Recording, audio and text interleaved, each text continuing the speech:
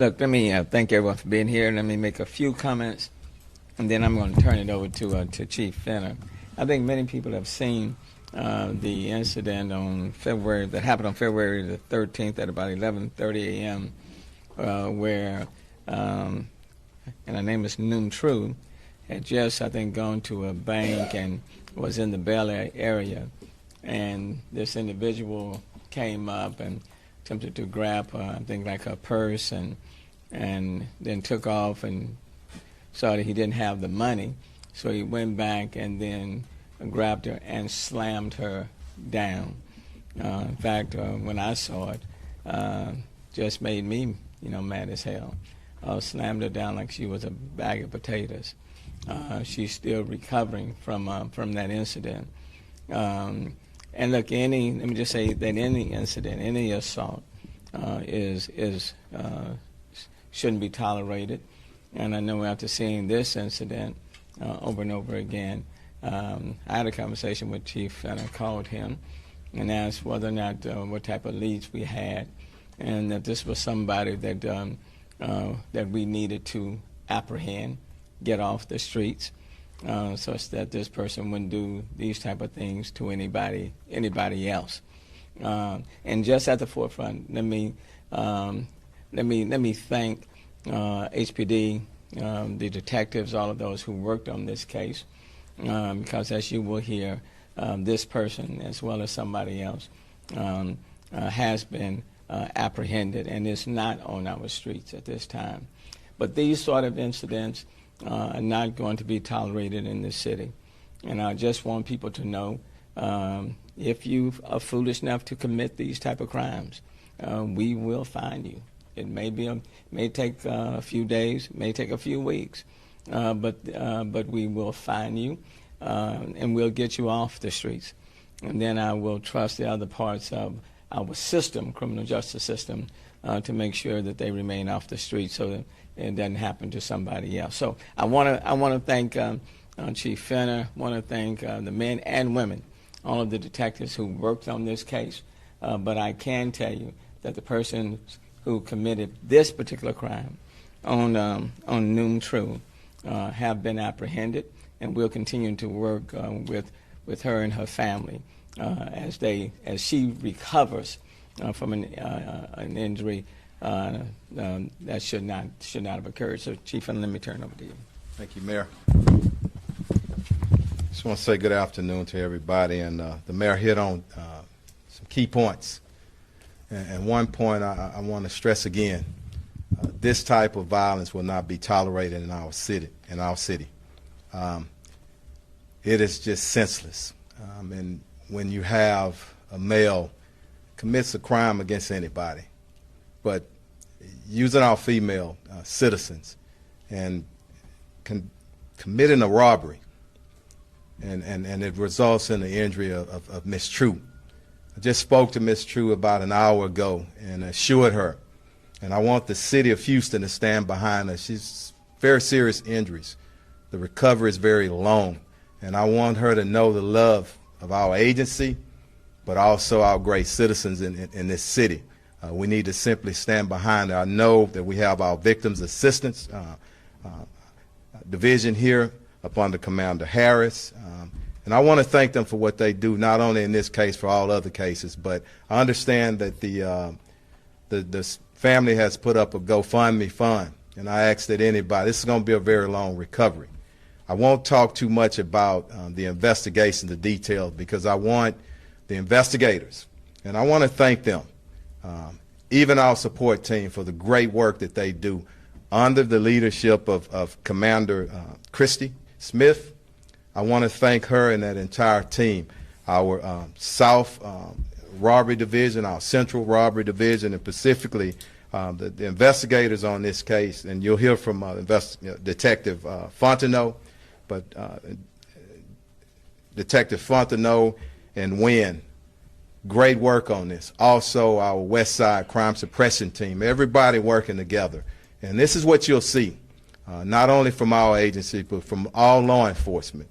When people decide to commit violent crimes on our citizens, we will stand up together and we'll get them in custody. And I want the entire system, and I'm speaking of everybody, the entire criminal justice system, to understand when crimes like this happen, they need to be treated just as harshly as that crime was, and I just want that to happen. But Commander Garcia is going to translate for us after the detectives come up, and then we'll open up for some questions. But I really want to thank everybody, the entire team, for getting these two individuals in custody. Thank you. Thank you, Mayor. Thank you, Chief. My name is Tyrus Fonteno. First name Tyrus, T-Y-R-U-S. Last name Fonteno, F-O-N-T-E-N-O-T. I'm a robbery detective with the West Side Robbery Division, and just want to give you just quick details about the incident regarding the two individuals that you see before here. On the day before Valentine's Day, February 13th, our victim went to the Bank of America to make a withdrawal. After leaving the bank, she went to a local business around about the 9800 block of Bel Air, where she was followed by the two individuals that you see before yourself here. Once she was followed to that location, our male suspect here exited the vehicle driven by Miss Woods here, and assaulted the victim, first by trying to take her personal wallet, but eventually once he learned that he didn't have the money that she withdrew from the bank, he went back and assaulted her again by picking her up, slamming her down onto the concrete, causing severe injuries to our complainant. From there, the male suspect, ran back to the waiting vehicle, and they left the location. We were notified, police officers were dispatched, medical services were rendered to our victim. She had some serious injuries. She was even unconscious for a while. And once she was transported to a hospital, the Houston Police Department and Robbery Division immediately start working on that case. We had a detective to immediately go out to that location and search for additional surveillance video, which was key to solving this crime. We were able to obtain the license plate of that vehicle, and with the help of our West Side Divisional Gang Unit and others, we were able to eventually locate that vehicle, in which Miss Woods was the driver of the vehicle. She matched the description that we were able to see in the surveillance, and so she was detained for a traffic violation, interviewed, where she confessed to taking part in the crime. She also implicated the co-defendant or the co-actor in this particular crime. We were able to get information regarding his identity. We were also able to get him identified as being the person with Miss Woods, where we immediately learned that our other detective, Blair, who's also with the Robbery Division, was currently working on a warrant to file on him in a separate case, an aggravated assault case. From there, we located our West Side Divisional Gang units, located our Mr. Harrell there, and was able to apprehend him on that warrant when we brought him in for an interview where he too confessed to being a part in the crime. And so both of them were able to be taken into custody. Ms. Woods was charged with aggravated robbery, serious bodily injury, and Mr. Harrell was charged with aggravated robbery, serious bodily injury, and also aggravated assault on a separate case. Thank you very much. And before I bring up our commander for translation, a lot of times our public asks, what's going on behind the scenes? You hear what's going on behind the scene, but this is not just this case. Hundreds of cases in our city. And I also want to say we might still be outstanding on some other cases, but we don't sleep here at HPD. It's a 24/7 operation, 365 days a year, and we'll keep pushing forward to get these violent offenders off our streets, okay? Commander. Yes, sir. Thank you, Chief. El 13 de febrero a las 11:30 de la mañana, en la cuadra 9800 de la Bel Air, nuestra víctima, la señora Truong, fue robada y fue agredida violentamente. Ella había ido anteriormente a un banco, obtuvo dinero. cuando llegó a este segundo lugar, la habían seguido dos individuos que tenemos aquí las fotos. La mujer iba manejando el carro, el hombre fue el que la asaltó y la robó. Desgraciadamente ella sufrió varias heridas serias y ahorita está en el hospital tratando de recuperarse.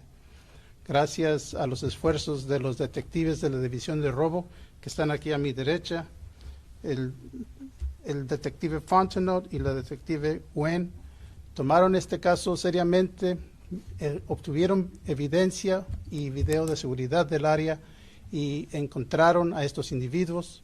Los dos han confesado a este crimen y también hay cargos sobre el hombre individuo, que el criminal que también tiene otros, le van a levantar otros cargos de otros crímenes que ha cometido de este tipo, muy serios. Tenemos aquí a la División de Servicios a Víctimas, que también van a ayudar a esta familia. Sabemos que esta familia está pasando por un momento difícil y estamos seguros que tanto nosotros como parte del gobierno municipal, pero la comunidad en general va a ayudar a esta familia. Muchas gracias. Thank you. And Commander is not only a great translator, Commander Garcia, he's also my chief of staff, and I want to thank him for what he does for me and this entire department behind the scenes, too. Thank you very much, Commander. And we'll open up for questions, the mayor or anybody else. Go ahead. Just to clarify, both are charged with aggravated robbery, serious bodily injury, and Harrell's charged with aggravated robbery in an unrelated case. Yes. Did that involve like jugging or anything too, or? Aggravated assault. Aggravated assault. Yes, sir. Okay. All right. Are they behind any other cases that you know of at this point? We don't know. Everything is active. It's only been a few hours, really. So, of course, we're going to try to work through, and we do have confessions, but we want to make sure that they're not connected to any other cases. And a lot of times they are, but I don't want to get ahead of that. We want to when we Do they get. have criminal histories? You can speak. You can speak to it. Yeah. Yes, Mr. Harrell does, but Ms. Woods does not have a criminal history. What's his look like? There are various crimes, mostly juvenile, so we can't, talk about that. Okay. He's only 17, she's 19. Any thoughts on that? Well, I can, and the mayor's probably want to add in on this. It's sad, okay? It's not an excuse, okay? You're talking to and seeing two guys from the neighborhood. So we do understand that there's challenges, but we're doing everything that we can do in this city, and we all want to do more for those young individuals. But they have to want to change as well. But it's important that we do what we can with our youth programs and other social services, step up. But at the same time, everybody has to want to do the right thing. And you got to have, it's your mindset and it's what's in your heart. And I'm not judging any individual. I'm just talking in general. You have to want to change. You have to want to do better. And I can tell you in this city, if you decide to do that, and I talk about it all the time, a hand up, not a handout. A handout leaves you right where you are. It feeds you just for that second. A hand up is you empowering people by working with them. Those resources are here, and they just have to accept it. Did they say in their confession why, or did they show any kind of remorse? Yeah, we're not going to go into the D because it's still active, Randy, and we'll get that out when it's appropriate, but it's still active right now. And I'm, as the chief, as our public, I'm curious. Why? Why? Okay, Mayor? You know, we've said before that in large part our numbers are driven by that age group, 16 to 24, 16 to 26. They fall within that age group. But what people have to understand is that there is no such thing as a free crime. You don't have a free assault or going and committing some crime against other people. There are consequences, and people need to understand that. I don't care how young you may be. I don't care how old you may be. And do not assume that you can commit a crime and get away with it. I mean, people are working, as the chief said, 7 days a week, 24 hours a day, to find out who's committing these crimes and to get you off the street. And I just want people to know, don't assume that you can go and slam some person down and you're going to get away with it. Don't assume that. To the contrary, you need to assume that people are not going to stop until you're found. And that's what happened. That's what happened here.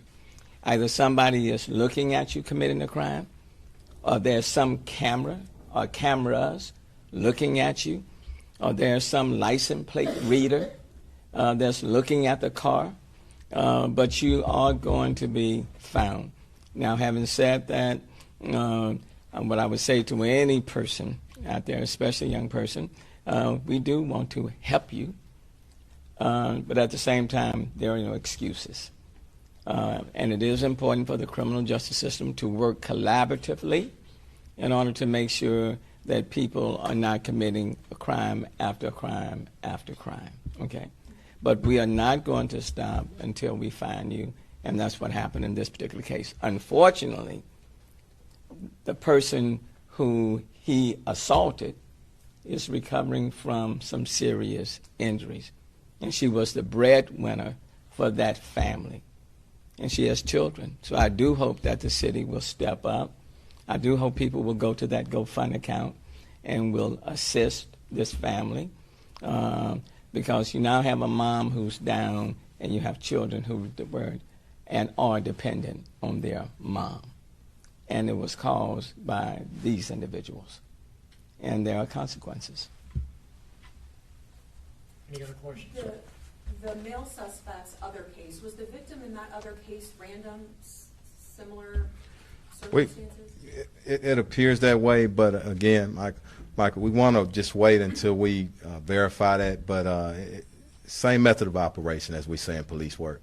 Yeah, it's great. Yes, sir. Yeah. The All right. nickname is jugging because they have, it's got a nickname, this Yeah. whole thing.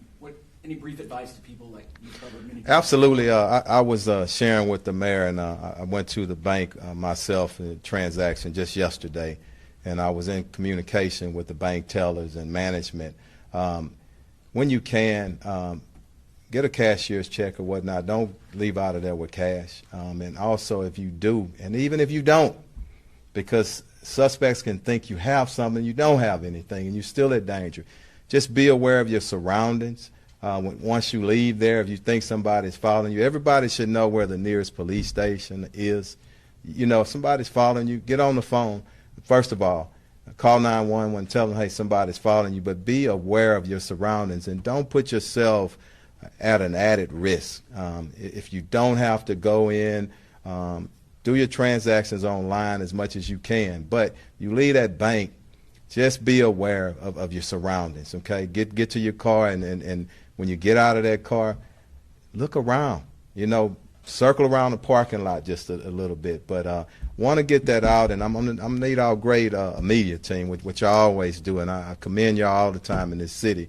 Help us with that message, and we'll do some more PR work on it, just to make sure that we harden ourselves as targets, everybody in our city, and we never blame victims. I'm not doing that. I'm just saying, as a city, I want us to be hardened against possible robberies or an attack. Okay, all right. Anything else? You have one more? You good? I'll ask. Okay. Going to the bank is not something unusual for someone to do. It's Yeah. like an everyday errand, right? We have seen the Gringos restaurants are now not accepting cash because there's a handful of people in our city who are terrorizing the rest of us and preventing us from being able to do everyday tasks or run a business like we want to. What do you say in response? Look, it's frustrating, but I don't look at and you hit it. That's why I love our media. Y'all smart, okay? Small number. And what we have to do is concentrate, and what we've been doing, all of us, not just the police, the citizens, but our entire criminal justice system. When you swing that bat, and you swing it hard on those individuals that need to be hit with the full arm and the full force of the criminal justice system, they hear us. And that's what we got to stand together on, everybody, and that's what I'm excited about going forward as we move away. We still have a backlog. Let me say that. But as the wheels turn, and they start turning more, that's what I want us to concentrate on, but not just the criminal justice system. Everybody in our city and everybody that's involved. And you're going to continue to see those numbers go down, and we're going to continue to be the great city that we are. And I believe that with my heart. Mayor? Let me see. But let me just say, there was a time when we were growing up, you didn't lock your doors either. I remember growing up, my mom never locked the doors. In fact, we would leave the house, and my mom would say, when you get off the bus, just go in the house, the door is open. The door, there's no lock. I didn't lock the door. That was then. This is now. These are different times, okay? So, and we have to recognize that.